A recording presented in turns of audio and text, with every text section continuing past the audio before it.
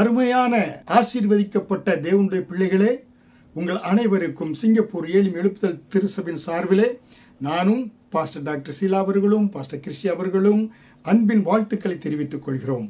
இன்றைக்கும் இந்த சுகமளிக்கும் செய்திகளுக்குள்ளாக நாம் செல்ல இருக்கிற நாம் தேவனை நோக்கி பார்ப்போம்.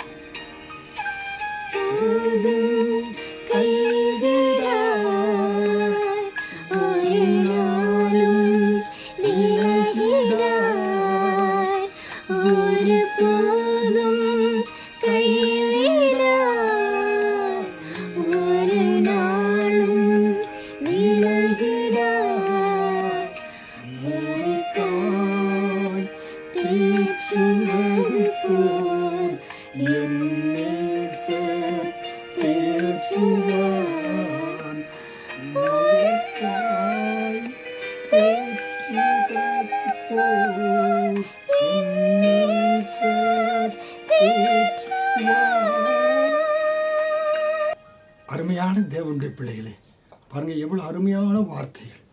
இந்த உலகத்தில் ஒரு பிள்ளைய தாய் கூட மறந்துடுவாங்க. ஆனால் பாருங்க, உலகத்தில் அநேக ஜனங்கள் அவர் ஆறுதல் படுத்துறேன்னு சொல்லுவாங்க முடியாது. ஆனால் எல்லாவற்றுக்கும் மேலாக பாருங்க, ஒரு தாய் ஒரு பிள்ளையை அதிகமாக காக்கைக்கும் தன் குஞ்சு பொன் குஞ்சு என்று சொல்லுவாங்க.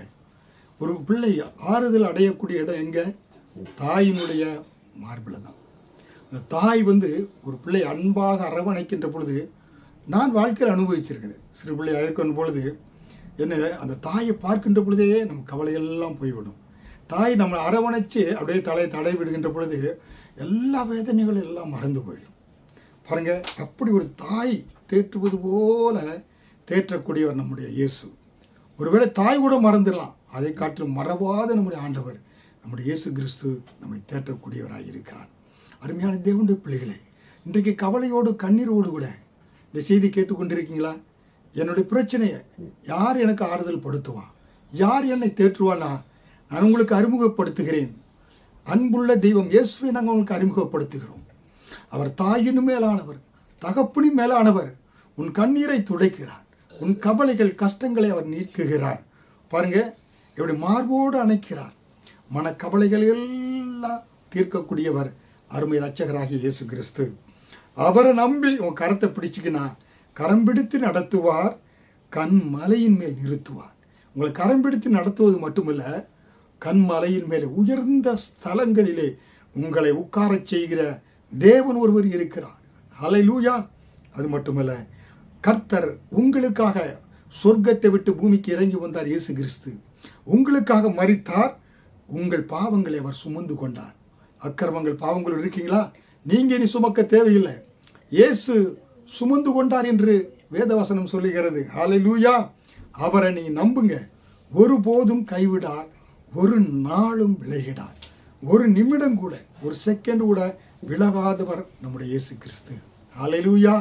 அருமையான தேவனுடைய பிள்ளைகளே, அதனால தான் பார்த்தீங்கன்னாக்க நம்முடைய அருமையான இரட்சகர் இயேசு கிறிஸ்து நம்மை கண்ணின் கண்மணி போல பாதுகாத்து நடத்தக்கூடியவராக இருக்கிறார். ஹல்லேலூயா. அவரை நம்புங்க. உங்களுடைய வியாதிகளுக்கு, உங்களுடைய பிரச்சனைகளுக்கு எல்லாமே விடுதலை இயேசு ஒருவர் தான். ஹல்லேலூயா. அதனால தான் தேவன் சொல்கிறார், நீதிமொழிகள் 9வது அதிகாரம் வசனம் 11, என்னாலே உன் நாட்கள் பெருகும், உன் ஆயுசின் வருஷங்கள் விருத்தியாகும். தேவனுடைய பிள்ளைகளே, வியாதியோடு இன்னைக்கு கஷ்டப்பட்டு கொண்டிருக்கீங்களா? கர்த்தருடைய வேத வசனம் உங்களை நோக்கி பாய்ந்து கொண்டு வருகிறது. பூஸ்டர் சாப்பிடுங்க, அதை சாப்பிடுங்க, நீண்ட ஆயுளோடு வாழ்வீங்கன்னு விளம்பரம் கொடுப்பாங்க. ஆனால் எல்லாவற்றுக்கும் மேலாக அண்ட சராசரங்களை படைத்த நம்முடைய கர்த்தர் சொல்கிறார், என்னாலே உன் நாட்கள் பெருகும், உன் ஆயுசினுடைய வருடங்கள் விருத்தியாகும். பெருகும். கர்த்தர் பூமியிலே பாருங்க 100 வருடமோ 120 வருடமோ வாழும்படியான ஒரு கிருபையை கர்த்தராலே உங்களுக்கு உண்டாகக்கூடியதாக இருக்கிறது. ஹல்லேலூயா. அப்படி என்றால் நீங்க என்ன செய்யணும்? சுகம் அளிக்கக்கூடியவர் இயேசு என்பதை நீ விசுவாசிக்கணும். ஹல்லேலூயா. இயேசு நீங்கள் சுகமாய் இருப்பதை விரும்பக்கூடிய தேவன். நீங்கள் உங்களுடைய ஆரோக்கியத்தை விரும்பக்கூடியவர் கர்த்தர். ஹல்லேலூயா. நீங்க நன்றாய் இருப்பதை உங்க வீட்டார் விரும்பலாம், ஆனா பக்கத்து வீட்டுக்காரங்க மற்றவங்க விரும்பாங்க கூட இருக்கலாம். ஆனால் நீங்க நன்றாக இருப்பதை, சுகமாய் இருப்பதை, ஆரோக்கியமாய் இருப்பதை விரும்பக்கூடிய ஒரு அன்பு நேசர் இருக்கிறார். அவர்தான் கர்த்தராய் இயேசு கிறிஸ்து. ஹல்லேலூயா. குணமாக்குவதற்காகத்தான் இயேசு இந்த பூமிக்கு இறங்கி வந்தார். வியாதிஸ்தர்களை குணமாக்கும்படியாய், நொறுங்குண்ட இருதயம் உள்ளவர்களை குணமாக்கும்படியாய் இயேசு கிறிஸ்து இந்த பூமிக்கு இறங்கி வந்தார். அது மட்டுமல்ல, பழைய ஏற்பாட்டில் சொல்கிறார், நானே உன் பரிகாரி என்று யாத்திராகமம் 15:26 சொன்னார். பரம வைத்தியர், அவர்தான் உங்க வைத்தியர். ஹல்லேலூயா.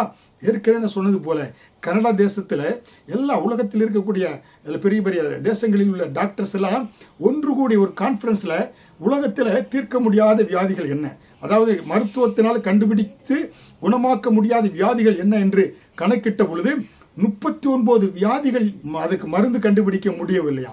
எவ்வளோ ஆச்சரியம் பாருங்க. இயேசு கிறிஸ்து கல்வாரி சிலுவையில் அவர் காயங்கள் ஏற்றுக்கொண்டது எத்தனை? 39 கசையடிகளை அவர் ஏற்றுக்கொண்டார். அந்த 39 கசையடிகள்னாலே இந்த தீர்க்க முடியாத இந்த 39 டிசீசஸ், இந்த 39 வியாதிகளும் குணமாகுமா? ஏன்னா இயேசு கிறிஸ்துவின் ரத்தம் சகல பாவங்களை நீக்கி சுத்திகரிக்குமா. ஹல்லேலூயா. இப்போ இயேசுவால் தீர்க்க முடியாத கேன்சர் வியாதியோ, இயேசுவால் தீர்க்க முடியாத எந்த விதமான வியாதியாக இருந்தாலும் அதை கர்த்தர் குணமாக்குகிறார். இயேசு வியாதியா எதுனால் மருந்து கண்டுபிடிக்கவில்லையா? இயேசுவின் தழும்புகளால் அது குணமாக்கப்படும், சுகமாக்கப்படும். ஹல்லேலூயா. இன்றைக்கு முக்கியமான காரியத்தை உங்களோடு பகிர்ந்து கொள்ள இருக்கிறேன். நீங்கள் சுகத்தை பெற்றுக்கொள்ள வேண்டும் என்றால் சில காரியங்களை நம்ம அறிந்து கொள்ளணும். இல்லைன்னாக்கா சுகத்தை நம்ம பெற்றுக்கொள்ள முடியாது. அநேகர் வர்றாங்க சுகமளிக்க கூட்டத்திற்கு, ஒரு சில என்ன செய்யறாங்க? சுகத்தை பெற்றுக்கொள்றாங்க, ஒரு சில சுகத்தை பெற்றுக்கொள்ளாமல் போகிறார்கள். அதற்கு காரணம் என்ன? இந்த 3 காரியங்களை உங்களோடு பகிர்ந்து கொள்றேன். ஒன்று, அறிந்து கொள்ள வேண்டும். நீங்கள் சுகமாக இருப்பதை கர்த்தர் விரும்புகிறார் என்பதை அறிந்து கொள்ள வேண்டும். இரண்டாவதாக, உங்களுடைய சுகத்திற்காக நீங்கள் ஜெபம் செய்ய வேண்டும். மூன்றாவதாக, நீங்கள் உங்களுடைய சுகத்திற்காக விசுவாசம் வைக்க வேண்டும். இந்த 3ஐயும் வேதத்திலிருந்து வசனத்தோடு உங்களுக்கு எடுத்து சொல்லி உங்களுக்காக பாரப்பட்டு ஜெபிக்க இருக்கிறேன். நீங்க வசனத்தை குறித்து கொள்ளலாம். அதனால ஒன்றை உறுதியாக நீங்க தெரிந்து கொள்ளணும். நீங்கள் சுகமாய் இருப்பதை தேவன் விரும்புகிறார். தேவனுடைய திட்டம் என்ன, தேவனுடைய சித்தம் என்ன? அவருடைய பிள்ளையாய் இருக்கிற நீங்கள் சுகத்தை பெற்றுக்கொள்ள வேண்டும் என்றது. ஹல்லேலூயா. ஒரு குஷ்டரோகி இயேசுவின் இடத்துல வந்து மார்க் 1வது அதிகாரம் 40 உமக்கு சித்தமானால் என்னை சுத்தமாக்கும், சுத்தமாக்க உம்மால் ஆகும் என்று வேண்டிக் கொண்டான். இயேசு மனதுருகி கையை நீட்டு அவனை தொட்டு, எனக்கு சித்தம் உண்டு, சுத்தமாக என்றார். ஹல்லேலூயா. அதனால உங்க வாழ்க்கையில ஒருபோதும் சந்தேகத்திற்கு இடம் கொடுக்க கூடாது. கர்த்தருடைய சித்தம் நீங்கள் சுகமாய் இருக்க வேண்டியதுதான். எவ்வளவு ஒரு வியாதியா இருந்தாலும் இயேசுனுடைய சித்தம் நீங்கள் சுகமாய் இருக்க வேண்டும் என்பதுதான் கர்த்தருடைய சித்தமாய் இருக்கிறது, திட்டமாய் இருக்கிறது. சுகம் கிடைக்குமோ கிடைக்காதோ என்று அவிசுவாசித்து நீங்கள் இருக்கக்கூடாது. தேவனுடைய திட்டம் என்ன, தேவனுடைய சித்தம் என்ன, நீங்கள் ஆரோக்கியமாக இருக்க வேண்டும் என்பதுதான். ஹல்லேலூயா. ஏனென்றால் நீங்க தேவ சாயலிலே படைக்கப்பட்டிருக்கீங்க. நம்முடைய தேவன் கர்த்தர் மனிதனை படைத்த பொழுது தேவ சாயலிலே படைத்தார். அதனால பார்த்தீங்கன்னா ஒருத்தருக்கு முகம் சரியில்லை, அவங்க சரியில்லை, நம்ம என்ன செய்யக்கூடாது, நம்ம மற்றவர்கள் இகழ்வாய் நினைக்கக்கூடாது. ஏன் ஆபேல் காயின் ஆபேலை கொன்று போட்டதினாலே தேவன் அந்த சத்தம் தேவனை நோக்கி கூப்பிட்ட பொழுது கர்த்தர் இறங்கி வந்தார். ஏனென்றால் நாம் தேவசாயில படைக்கப்பட்டிருக்கிறோம். ஆபேல் தேவசாயில படைக்கப்பட்டிருப்பதினாலே இவன் காயின் ஆபேலை வெட்டி சிதைத்ததினாலே தேவனையே வெட்டியதுக்கு சமமாய், தேவசாயனையே வெட்டியதுக்கு சமமாய். புரியுங்களா? இதை உங்களுக்கு விளக்கி சொல்லணும்னா, நம்ம இந்திய தேசத்தில் பார்க்குறோம், அரசியல் தலைவர்கள் நடிகர்கள் எல்லாம் வால் போஸ்டர் அடித்து ஒட்டுறாங்க. வால் போஸ்டர் அடித்து ஒட்டுனா அவங்க அந்த வால் போஸ்டர் அவங்க ஒருவேளை பிடிக்காத எதிர்கட்சிக்காரங்களோ பிடிக்காதவர்கள் அந்த வால் போஸ்டர் மேலே ஒரு சாணியை வீசினா என்ன செய்கிறாங்க, அந்த ரசிகன் கொந்தளிச்சு போயிடுறான். என் தலைவன் மேலே நீ சாணியை வீசிட்டுட்டா, என்னோட தலைவனையே முகத்தை நீ கிரிக்கிட்டுட்டான்னு சொல்லி என்ன செய்ய வெறியோடு அவங்க என்ன செய்கிறாங்க, அந்த உணர்வு அவங்களுக்கு வருகிறது. அதே போலத்தான் தேவன் சாயலிலே உருவாக்கப்பட்ட நீங்க ஆபேல் உருவாக்கப்பட்ட ஆபேலை சிதைத்த பொழுது தேவனை இறங்கி வந்தார். காயினிடத்தில் கேட்டார், எங்கே உன் சகோதரன், எங்கே உன் ரத்தம் என்னை நோக்கி கூப்பிடுகிறது என்று கர்த்தர் கேட்டார். ஹல்லேலூயா. காயின் சாக வேண்டும், ஆனால் கர்த்தர் தேவன் அன்பாகவே இருக்கிறார் என்று பார்க்கிறோமே. மல்கியா 3வது அதிகாரம் 6வது வசனத்தில் நான் கர்த்தர், ஹல்லேலூயா, அவர் மாறாதவராய் இருக்கிறார். எபிரேயர் 13வது அதிகாரம் 8வது வசனத்தில் பார்க்கிறோமே, தேவன் நேற்றும் இன்றும் என்றும் மாறாதவராய் இருக்கிறார். ஹல்லேலூயா. அருமையான தேவனுடைய பிள்ளைகளே, அந்த தேவனுடைய சாயலில் படைக்கப்பட்ட நாம் வியாதியோடு இருப்பதை கர்த்தர் விரும்பவில்லை, ஆரோக்கியம் இல்லாமல் இருப்பதை கர்த்தர் விரும்பவில்லை, கவலையோடு இருப்பதை கர்த்தர் விரும்பவில்லை. ஏனென்றால் தேவன் படைத்த ஏதேன் தோட்டத்திலே வியாதி கிடையாது. தேவன் படைத்த படைப்பிலே வியாதி கிடையாது. ஆனால் எப்பொழுது ஆதாம் பாவம் செய்தார்களோ அதுக்கப்புறம் தான் முள்ளும் குறுக்கும் வந்தது, வியாதிகள் வந்தது. தேவனுடைய படைப்பிலே படைக்கப்பட்ட நாம் ஆரோக்கியத்தோடு இருக்கும்படியாக படைக்கப்பட்டிருக்கிறோம். வியாதியில்லா சரீரமாக படைக்கப்பட்டிருக்கிறோம். பரலோகத்தில் என்ன உண்டாகிறது, அங்கே வியாதிகள் கிடையாது. தேவனுடைய வருகை ஆயுதவர் அரசாட்சியில் வியாதிகள் கிடையாது. அப்போ தேவனுடைய திட்டம் அறிந்து கொள்ள வேண்டியது முதலாவது, தேவனுடைய திட்டம் சித்தம் நாம் வியாதியோடு இருப்பது அவருடைய திட்டம் அல்ல. இந்த பூமியில் அவருக்கு நான் சாட்சியாக வாழ வேண்டும் என்றால் நான் வியாதி இல்லாமல் வாழ வேண்டும் என்று தேவன் பிரியப்படுகிறார். ஹல்லேலூயா. சங்கீதம் 91 என்ன சொல்கிறது பாருங்க, கர்த்தர் முழு சரீரத்திற்கு ஒரு பாதுகாப்பை சங்கீதம் 91 ஆண்டவர் கொடுத்திருக்கிறார். சங்கீதக்காரர் திரும்ப திரும்ப என்ன செய்யலாம், அதை வாசித்து அந்த சங்கீதத்தை வாசித்து நீங்க உறுதியாக உங்களுக்கு அதை எடுத்துக்கொள்ள வேண்டும். எப்படி? சங்கீதம் 91 அவர் தமது சிறகுகளாலே உன்னை மூடுவார். ஆண்டவர் அவருடைய சிறகுகளாலே என்னை மூடுவார். வெளியே போகும்போது வரும்போதெல்லாம் ஆண்டவரே இந்த சங்கீதம் 91 படியாக என்னை பாதுகாத்துக் கொள்ளும், சங்கீதம் 91 படியாக என்னை மூடி பாதுகாத்துக் கொள்ளும், முது சிறகுகளாலே என்னை மூடும், அவர் செட்டைகளின் கீழே அடைக்கலம் புகுவாய், அவருடைய சத்தியம் உனக்கு பரிசியும் கேடகமாகும். இரவில் உண்டாகும் பயங்கரத்திற்கும் பகலில் பறக்கும் அம்புக்கும் இருளில் நடமாடும் கொள்ளை நோய்க்கும் மத்தியானத்தில் பாலாக்கும் சங்காரத்திற்கும் பயப்படாதிருப்பாய்.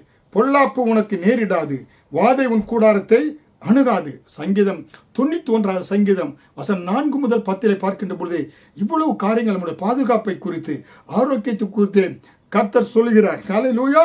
அப்ப நீங்க விசுவாசித்து அறிந்து கொள்ளணும், தேவனுடைய திட்டம் என்ன, நான் ஆரோக்கியமாக இருப்பது தான் தேவனுடைய திட்டம். ஹல்லேலூயா. வியாதிகளோ கொள்ளையோ மந்திரனோ எதுவுமே என்னை அணுகாது. ஹல்லேலூயா. அப்ப அருமையான தேவனுடைய பிள்ளைகளே, இந்த சங்கீதத்துல நீங்க கையை வைத்து ஜெபித்து இந்த ஆசீர்வாதத்தை பெற்றுக்கொண்டு ஒரு நாள் போகணும். ஹல்லேலூயா.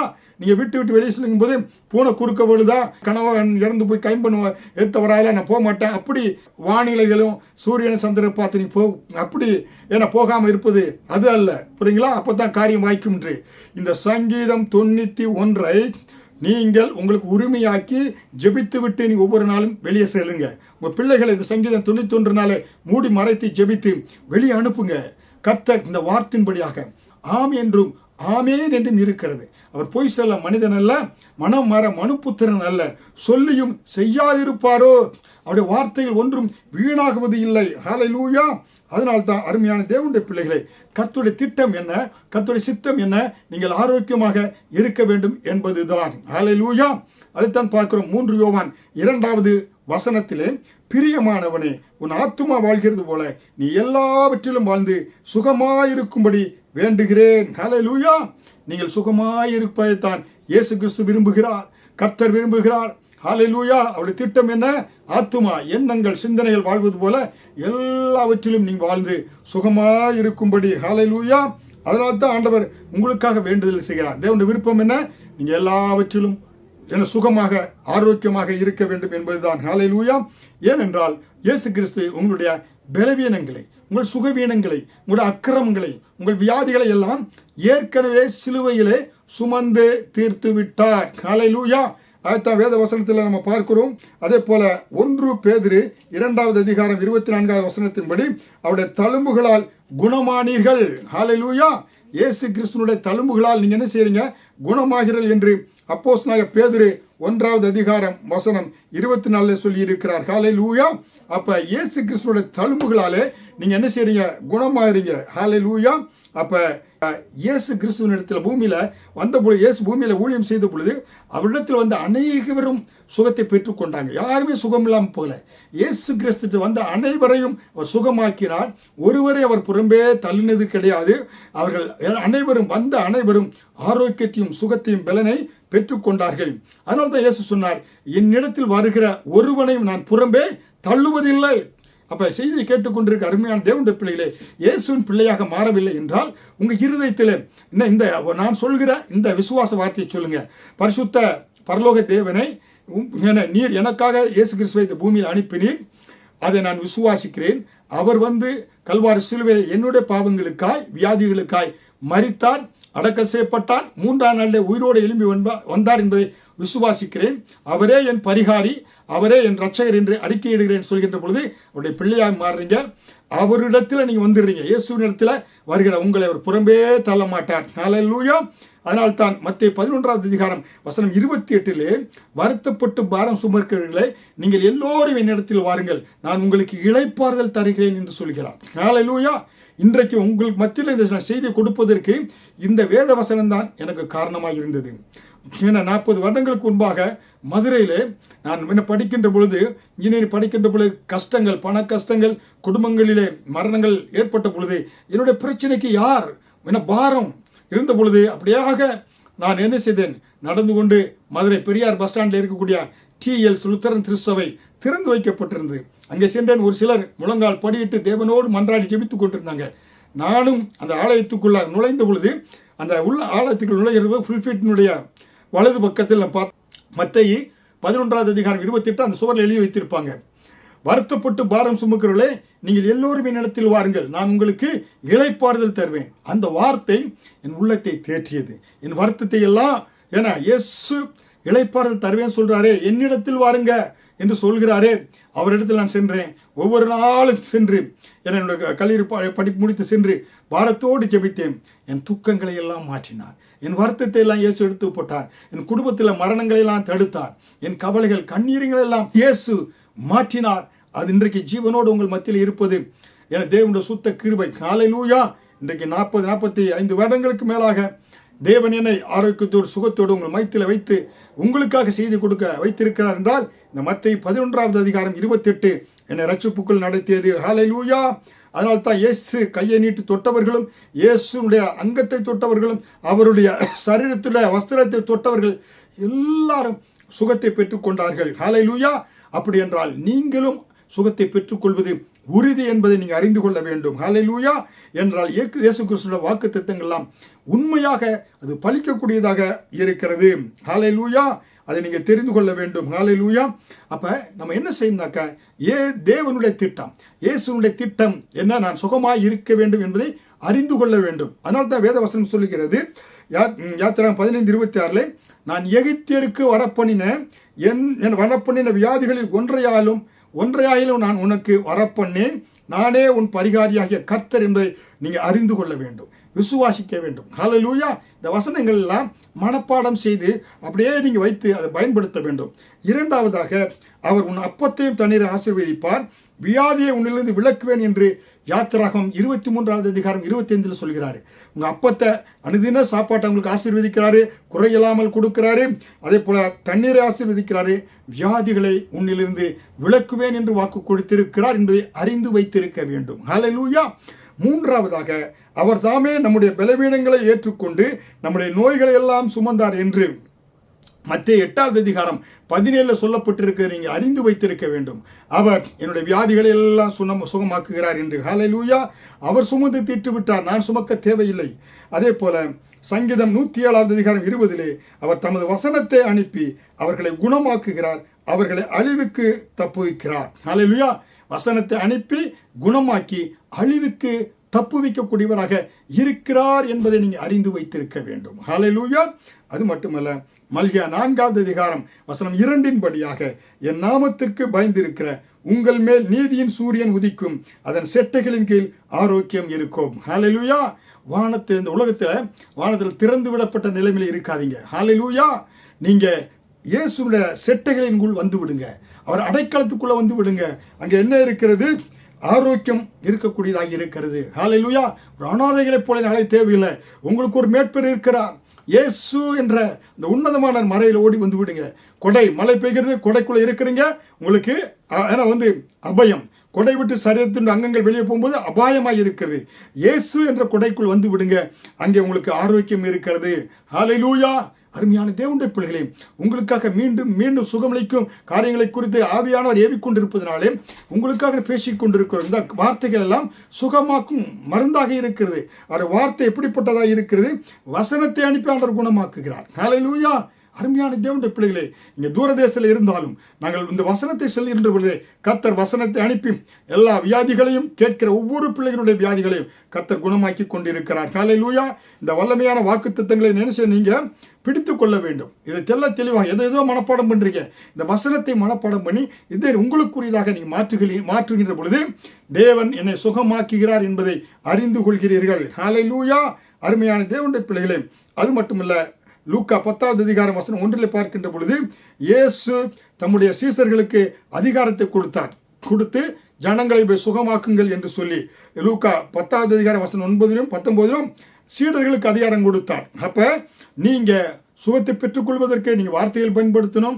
ஊழியர்கள், விசேஷமாக ஊழியர்கள், போதகர்கள், அவர்களிடத்தில் இங்கே ஜெபிக்கின்ற பொழுது அவர்கள் உங்களுக்காக பாரப்பட்டு ஜெபிக்கின்ற பொழுது நீதிமான் செய்யும் ஊக்கமான வேண்டுதல் மிகவும் பலனுள்ளதாக இருக்கிறது என்று யாக்கோபு 5வது அதிகாரம் 16 சொல்லப்பட்டது போல உங்களுக்காய் பரிசுத்தவான்கள், போதகர்கள் ஜெபிக்கின்ற பொழுது நீங்கள் விசுவாசம் வைக்கின்ற பொழுது கர்த்தர் அந்த ஜெபத்தை கேட்டு உங்களுக்கு பதில் கொடுக்கக்கூடியவராக இருக்கிறார் என்பதை அறிந்து வைத்திருக்க வேண்டும். ஹல்லேலூயா.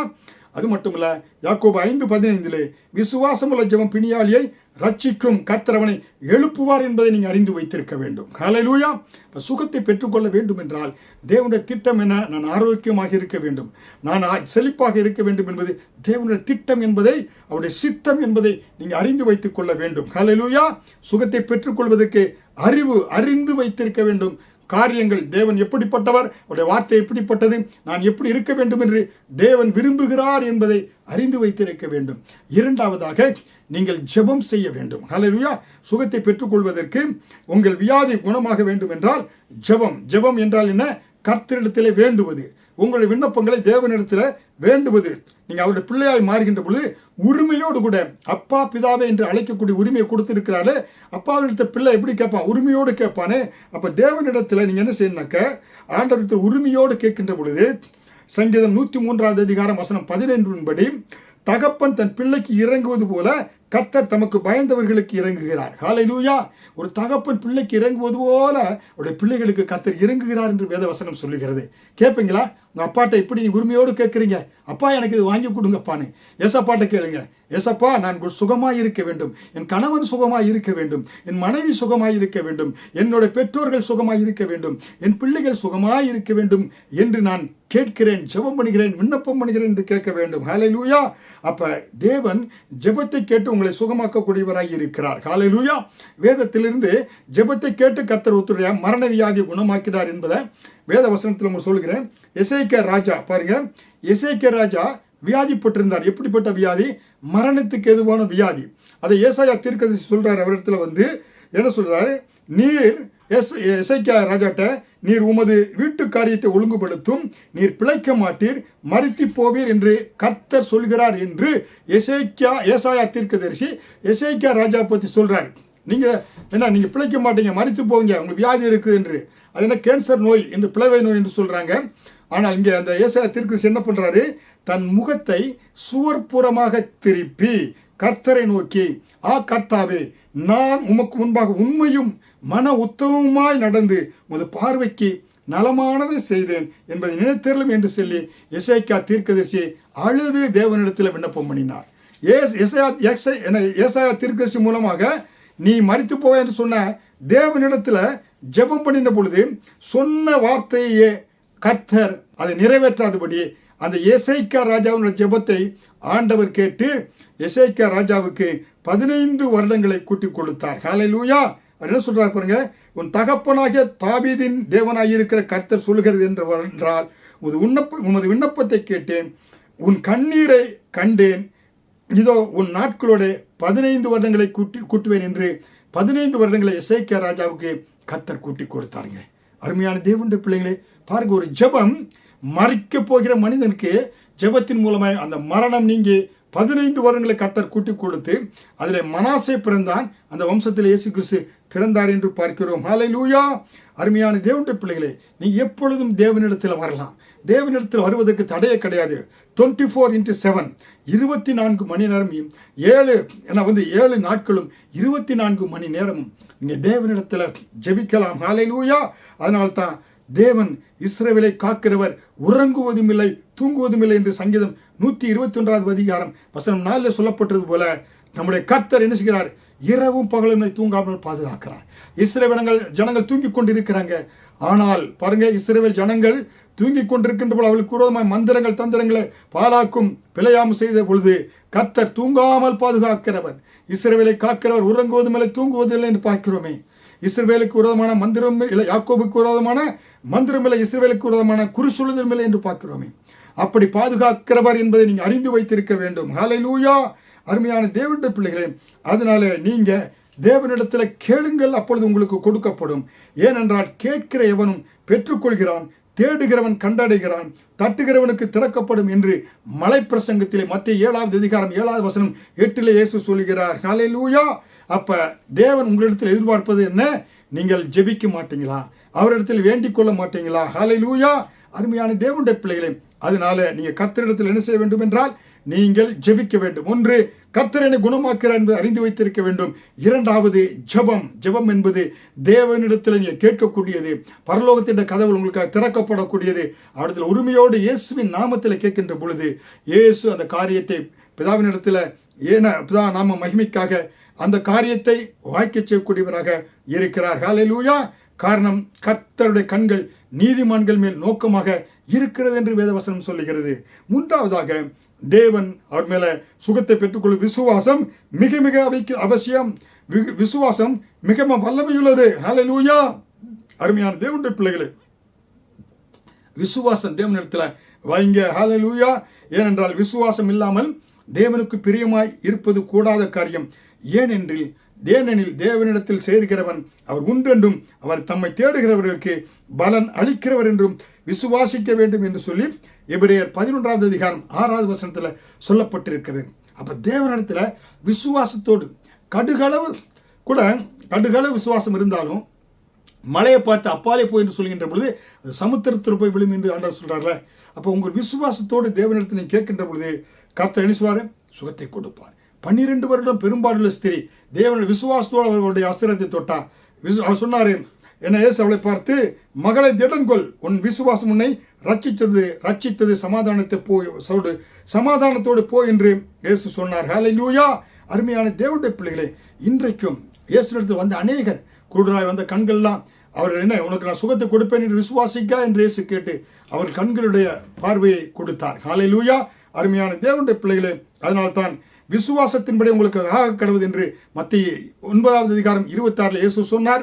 அதே போல உன் விசுவாசம் உன்னை ரட்சித்தது என்று மார்க்கு 4:34 சொன்னார். நீ விசுவாசத்தால் தேவனுடைய மகிமையை காண்பாய் என்று யோவான் 11:40 சொன்னார். இந்த விசுவாசத்தின்படியாக தேவனிடத்தில் கேட்டு சுகத்தை பெற்றுக்கொள்ளுங்க. ஹல்லேலூயா. ஒன்று, சுகமளிக்கக்கூடியவர் இயேசு என்பது அறிந்திருக்க வேண்டும். இரண்டாவதாக, கர்த்தர் உனக்கு என்ன செய்கிறாரு, என்ன நீங்க அவரிடத்தில் என்ன செய்ய வேண்டும் என்றால், தேவனுடைய திட்டம் சித்தம் என்ன, நீங்கள் சுகத்தை பெற்றுக்கொள்ள வேண்டும் என்பதுதான் கர்த்தருடைய சித்தமாக இருக்கிறது. இரண்டாவதாக, நீங்க என்னக்கா ஜெபம் செய்ய வேண்டும். ஒன்று, தேவன் சுகத்தை கொடுக்கிறார் என்று அறிந்திருக்க வேண்டும். இரண்டாவது, ஜெபம் செய்ய வேண்டும். மூன்றாவதாக, விசுவாசம் வைக்க வேண்டும். இப்படி வைக்கின்ற பொழுது கர்த்தர் என்ன செய்வாரு, உங்க விசுவாசத்தினால் நீதிமான் பிழைப்பான் என்பதால் நீங்க பிழைப்பீங்க. நீங்கள் சாவாமல் பிழைத்திருந்து கர்த்தருடைய காரியங்களை செய்களை இந்த பூமியிலே விவரிப்பீங்க. கர்த்தராலே உங்கள் ஆயுசு நாட்கள் விருத்தியாகும். ஹல்லேலூயா. என்னாலே உன் நாட்கள் நீடித்திருக்கும் என கர்த்தராலே உங்கள் ஆயுசின் நாட்கள் பெருகும். ஹல்லேலூயா. இந்த வேத வசனத்தின்படியாக கர்த்தர் உங்களை ஆசீர்வதிப்பார். இந்த அருமையான வேளையில் உங்களுக்காக பிரார்த்தனை செய்கிறேன்.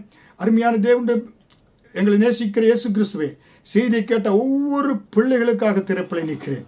கர்த்தாவின் வார்த்தையை அனுப்பி குணமாக்கும்.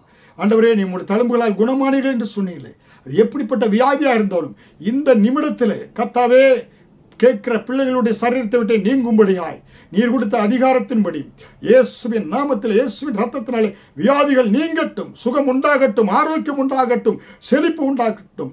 ஆயுசு நாட்களை பெருக்கித்தாருங்க. ஒவ்வொருவருக்கும் ஆண்டவரே வெற்றி, வாழ்வு, செழிப்பு இந்த வாரம் முழுவதும் கண்ணின் கண்மணி போல பாதுகாத்து நடத்துங்க. எல்லா காரியத்திலும் வெற்றியை கொடுங்க. இயேசுவின் மூலம் ஜெபிக்கிறேன் ஜீவனுள்ள நல்ல பிதாவே, ஆமேன். கர்த்தர் உங்களை ஆசீர்வதிப்பார். பெற்ற சுகத்தை எங்களோடு பகிர்ந்து கொள்ளுங்க. ஆமேன்.